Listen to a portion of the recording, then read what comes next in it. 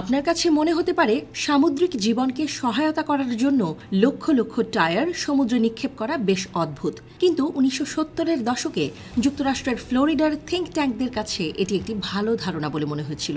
Broward artificial reef Incorporated ১৯৭২ সালে একটি কৌশল প্রণয়ন করে।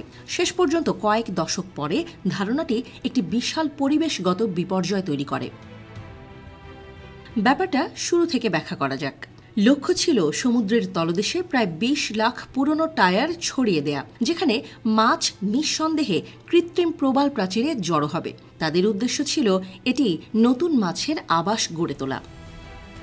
ধারণাটি আশ্চর্যজনক পরিমাণে আগ্রহের জন্ম দিয়েছিল। ১০০টিরও বেশি ব্যক্তিগত মালিকানাধীন নৌকা, সেই সাথে মার্কিন নৌবাহিনীর জাহাজ ইউএসএস ট্রাশ অবাধে টায়ার ডাম্পিংয়ে অংশ নেয়। Goodyear tyre and rubber company এই ধরনের উদ্যোগে একটি অংশ হতে চেয়েছিল, তাই তারা অতি আগ্রহের সাথে টায়ার এবং সরঞ্জাম সরবরাহ করে। এর ভালো উদ্দেশ্য থাকা সত্ত্বেও পরিকল্পনাটি একটি বিপর্যয় হিসেবে পরিণত হয়েছিল। রে ম্যাকঅ্যালিস্টার ফ্লোরিডা আটলান্টিক ইউনিভার্সিটির মেরিটাইম ইঞ্জিনিয়ারিংয়ের একজন অধ্যাপক, যিনি এই প্রকল্পটি সমন্বয়ে কাজ করেছেন।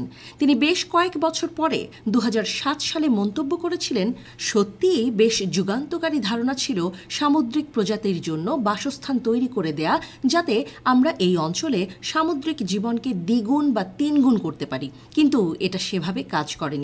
এখন যখন আমি এটি সম্পর্কে চিন্তা করি, আমি দেখতে পাচ্ছি যে এটি একটি ভয়ঙ্কর সিদ্ধান্ত ছিল। মাত্র কয়েকটি স্পঞ্জের প্রজাতি টায়ারে বিকশিত হয়েছিল। আরও খারাপ দিক হলো, অনেক টায়ার স্রোতে অবমুক্ত হয়েছিল। তারা সমুদ্রের তলদেশে ছিটকে যাওয়ার সাথে সাথে প্রাকৃতিক প্রবালগুলিকে ক্ষতিগ্রস্ত করে এবং প্রাকৃতিক প্রবাল প্রাচীরগুলো গঠনে বাধা দেয়। ২০০৭ সালে একটি পরিচ্ছন্নতা অভিযানের সংগঠক উইলিয়াম নাকলস বর্ণনা করেছিলেন, এই টায়ারগুলো একটি ক্রমাগত হত্যাকারী প্রবাল ধ্বংসকারী যন্ত্র। যেহেতু এটি স্পষ্ট হয়ে উঠেছে যে কৃত্রিম প্রবাল প্রাচীর প্রচেষ্টা ব্যর্থ হয়েছে, স্বেচ্ছাসেবকরা এবং অন্যান্য দলগুলো টায়ার উদ্ধার করার চেষ্টা করেছে, কিন্তু ২ মিলিয়ন টায়ার বিশাল এক কাজ। ইন্ডাস্ট্রিয়াল ডাইভার্স কর্পোরেশনকে নিয়োগ দেওয়া হয়েছিল।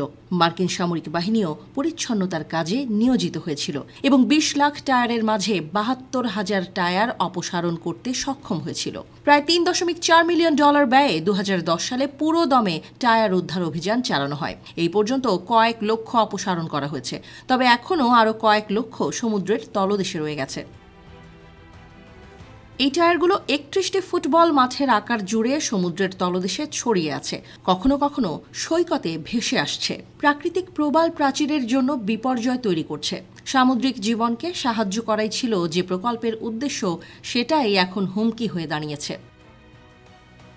ইন্দোনেশিয়া এবং মালয়েশিয়াও ১৯৮০-এর দশকে বিশাল টায়ার রিফ প্রোগ্রাম শুরু করেছিল। বর্তমানে তারাও আবর্জনাযুক্ত সৈকত এবং প্রাকৃতিক প্রবালের প্রাচীরে ভয়াবহ পরিণতি দেখতে পাচ্ছে।